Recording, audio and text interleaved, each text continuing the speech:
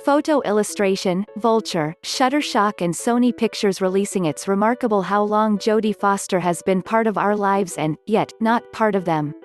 In a recent interview with the New York Times, she was predictably cautious about revealing too much of herself, but she did hit on the fundamental paradox of her occupation. "It's not that I'm not in touch with my feelings. It's that I'm scared of what happens when I show them," she said. "For an actor, that's crazy. What a cruel profession for somebody like me. I didn't choose it. I was 3 years old. I got picked because I was willing. A lot of people are made to be an actor on a cellular level. They can't wait to cry their eyes out in front of everyone. That's not me."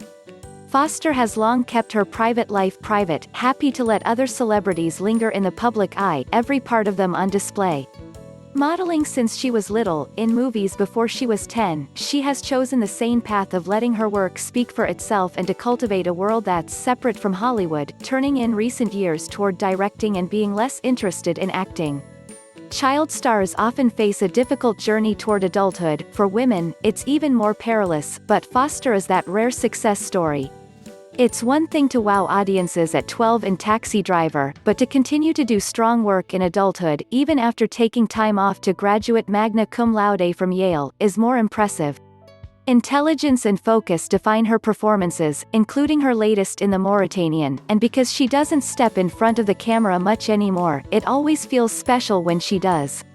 But in that Times profile, she offered an insight into her choices that had never occurred to us. "I make all my movies about pretty much the same thing. It's ultimately death and being alone. It's existentialism. The meaning of life. All of those big things that would seem obnoxious if I went on about them." Once you read that, it makes sense. There's a fundamental solitariness to her characters, as if they're never entirely part of the same world as the other people in the story.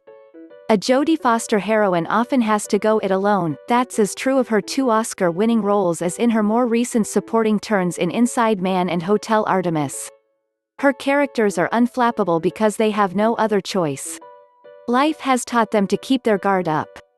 Below, we rank 32 of Foster's most memorable performances. We didn't cover everything. She shows up briefly in Alice Doesn't Live Here Anymore, for instance, and skipped over the work she made as a very little girl.